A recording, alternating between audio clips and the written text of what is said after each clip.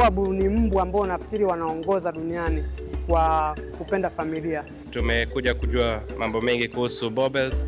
Hawa ni wanyama wanaojali, unapompenda na yeye anathamini ule upendo wako. Huyu akizaa sasa hivi papi wake sio chini ya milioni 4 au 5 kwa sababu tayari ashakuwa champion.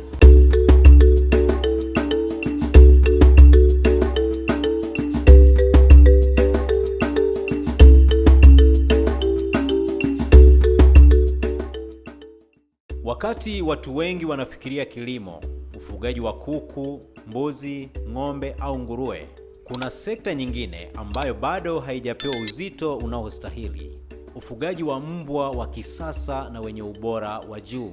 Miongoni mwa aina ya mbwa inayovutia wafugaji duniani ni Boerboel. Na cha kushangaza zaidi, Boerboel bora anaweza kuwa mali yenye thamani kubwa kwa mfugaji na anayejua kuchagua borderline, kutunza afya na kuzalisha kwa viwango. Lakini ni nini kinachomfanya Boerboel awe tofauti na mbwa wengine? Na ufugaji wake unaweza kuwa fursa gani ya biashara hapa Tanzania? Leo tunakwenda kuingia ndani ya dunia ya Boerboel.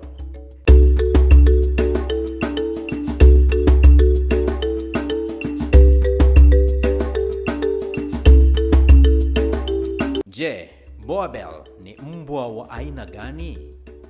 Boerboel ni moja ya mbwa wakubwa waliotokea Afrika ya Kusini. Historia yake imejengwa katika mazingira ya mashamba, ambako mbwa hawa walihitajika kwa ajili ya kulinda familia, nyumba na mifugo. Jina Boerboel linatokana na lugha ya Kiafrikaans boer, linalomaanisha mkulima ama mfugaji, huku neno boer likimaanisha mbwa mkubwa wa shamba.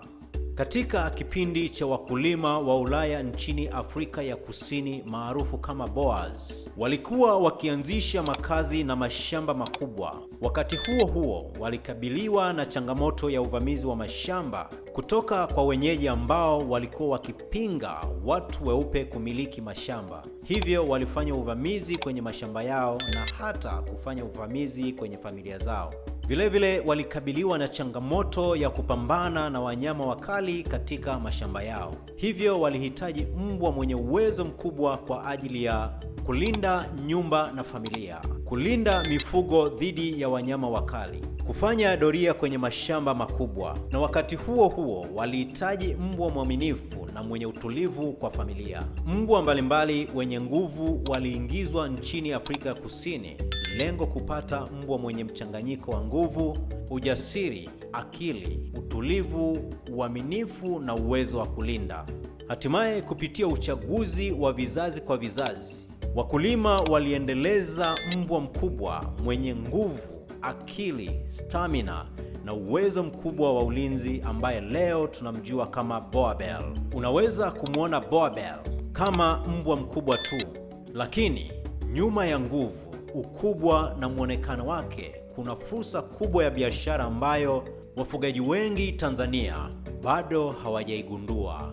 Mbwa mmoja mwenye borderline nzuri, afya na pedigree inayotambulika anaweza kuwa na thamani kubwa katika soko la breeding. Lakini siri haipo kwenye kuwa na mbwa wengi, ipo kwenye kujua jinsi ya kuchagua, kulea na kuzalisha Boerboel wenye kiwango cha juu. Kwa nini Boerboel ana thamani? Katika dunia ya ufugaji wa mbwa, thamani haipimwi kwa ukubwa wake pekee. Borderline, pedigree, afya, muundo wa mwili, historia ya wazazi na ubora wa malezi vinaweza kuwa mchango mkubwa katika thamani ya mbwa. Ndio maana mfugaji mwenye maono haangalii tu mbwa anayemwona mbele yake, anaangalia kizazi kinachokuja baada yake. Huyu ni Royal Guard Rocks kutoka Disan Kennel, mshindi wa medali ya Females Sub Junior, aliyenunuliwa kwa kiasi cha shilingi milioni 7 kutoka Afrika ya Kusini akiwa na umri wa mwezi mmoja pekee, na kwa sasa ana umri wa miezi 5, huku thamani yake ikiwa imeongezeka maradufu hadi kufikia milioni 17 akiwa na umri wa miezi 5 pekee. Lakini thamani yake imezidi kuwa kubwa kutokana na uchampioni wake katika mashindano ya South African Boer Bell Breeder Society yaliyofanyika nchini Tanzania mwaka 2026. Hata pale Royal Guard Rocks atakapojaliwa watoto, yani puppies, watakuwa na thamani kubwa kutokana na historia ya wazazi wake. Huyu Rocks sasa hivi amekuwa champion, au sio? Rocks mimi nilimnunua nafikiri milioni 7. Sawa? Nimemimport kutoka South Africa. Lakini just imagine mtu kaja akanipa milioni 17. Umeona? Kwa pale ni tayari na faida ya milioni 10 na bado hana thamani hiyo na nimekataa hela. Kwa nimepata faida, napata faida kwa huyu akizaa sasa hivi papi wake sio chini ya milioni 4 au 5 kwa sababu tayari ashakuwa champion. Kwa hiyo fursa ipo. Sasa kama mtu amekuja amekukabidhi tuzo tayari afanda na amechafuka hapa mwenye simuone. Sasa huoni kitu ambacho kiko serious. Tuongeze tija. Sasa tija ndo kama hii, mbwa wako anakuwa yuko katika ubora huu. Hata kama unasema una watoto ambao unawauza, mtu akiwaona wazazi wake lazima akubali hiyo bei unayompa, si ndio?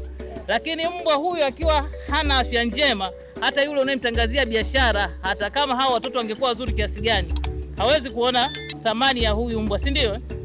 Lakini thamani yake inaonekana kwa jinsi anavyoonekana hapa. Kwa hiyo tunapoambiwa tuongeze tija, maana yake tuwatunze vizuri ili sasa biashara yetu iwe nzuri, lakini pia uzalishaji wetu uwe mzuri. Tuhakikishe tunazingatia yale maelekezo yote ya uzalishaji na utunzaji, lakini pia mafunzo, ili waweze kutufanyia kazi nzuri na sisi tupate biashara nzuri, kwa sababu unapofanya biashara nzuri na wewe unaongeza kipato, familia yako inakuwa relaxed na wewe unafanya kazi katika mazingira ambayo yametulia, lakini pia unakuwa na usalama. Kikubwa sana hakikisha usalama wako kwanza, haya mengine ndio yanaweza kufanyika, si ndio? Fursa ya Boer Bell Tanzania. Tanzania ina nafasi ya kukuza sekta ya ufugaji wa mbwa wenye ubora, hasa kwa wafugaji wanaotaka kufanya jambo hili kitaalamu. Badala ya kuwa na mbwa wengi wasio na rekodi, tunaweza kuwa na kennel zinazojulikana kwa ubora, afya, training, uadilifu wa mfugaji, huduma kwa wateja. Hapo ndipo thamani ya biashara inaongezeka. Boer Bell anaweza kuwa na matumizi katika ulinzi wa nyumba, mashamba na mali, lakini pia kuna fursa katika breeding, maonesho, training na kujenga kennel yenye brandi inayotambulika kama alivyofanya Lakair Boer Bell.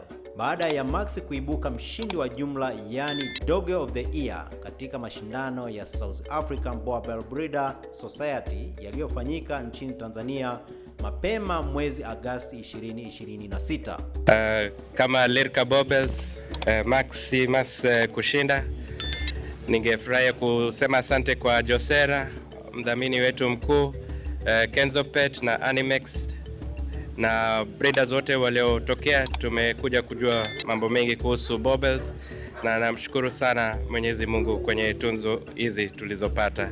Asanteni sana na mbarikiwe. Kwa kutambua fursa ya ufugaji wa mbwa Tanzania, hata jeshi la polisi linahamasisha vijana kuchangamkia aina hii mpya ya fursa, kwani licha ya kutumika kama ulinzi, bado inaweza kuwa fursa ya kujikwamua kiuchumi na pia kuwa faraja ya familia. Kwa hiyo tuendelee kuwapenda mbwa na tuendelee kuwatunza na tuendelee kuwaelekeza kile tunachotaka wafanye na mbwa wanafanya, na zaidi sana tuwatumie vizuri katika swala zima la ulinzi, ili jamii yetu iendelee kuwa salama, lakini pia nchi yetu iendelee kuwa salama. Tukitunza amani ya nchi yetu, manake sisi wote tunaendelea kuwa salama na tunafanya shughuli zetu hizi kwa furaha, na hapo unaona tumekaa tukiwa very peaceful kwa sababu kuna nini? Kuna amani. Kwa hiyo wote tuhakikishe tunatunza amani ya nchi yetu ili tuendelee kufanya shughuli zetu za maendeleo vizuri. Kwa mimi niwapongeze sana kwa namna ambavyo mnafanya hizi shughuli za kutumia mbwa kwenye swala zima la ulinzi, lakini kwenye biashara, lakini pia kwenye mafunzo na uzalishaji, ili ukizalisha manake watu wengi watakuwa na mbwa. Na sisi tunawahamasisha muendelee kuzalisha zaidi ili watu wengi wapate mbwa. Wakipata mbwa wengi manake usalama unazidi kuongezeka. Usalama unapoongezeka, amani yetu inaendelea kuwepo na sisi tunaendelea kufanya kazi katika hali ya utulivu na amani. Lishe na afya. Boabel ni mbwa mkubwa, hivyo malezi yake yanahitaji umakini mkubwa. Lishe bora, maji safi, chanjo, udhibiti wa vimelea, usafi wa mazingira, mazoezi na huduma za daktari wa mifugo ni sehemu muhimu ya kumjenga mbwa mwenye afya. Na kwa papi anayekuwa, lengo si kumlazimisha akue haraka kwa gharama yoyote. Lengo ni kuhakikisha anakuwa kwa afya, kwa uwiano na kwa malezi yanayofaa. Kwa mfugaji, afya ya mbwa ndio mtaji wa kwanza. Lakini kabla hujaingia kwenye ufugaji huu, kuna makosa ambayo unapaswa kuyaepuka. Usichague mbwa kwa kuangalia ukubwa pekee. Usifanye breeding bila kuangalia afya na historia ya wazazi.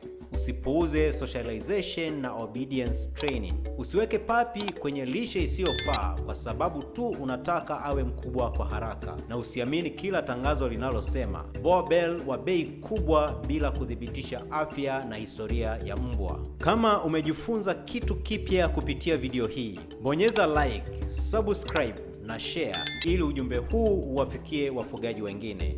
Na kwenye comment niambie, wewe ukipewa nafasi ya kuanza ufugaji wa Boabel, ungeanza na dume au jike? Kwa video zaidi kuhusu kilimo, ufugaji, biashara na fursa zinazopatikana kwenye sekta ya mifugo, endelea kuwa nasi hapa Shamba Ujuzi, mahali ambapo maarifa yanakutana na fursa.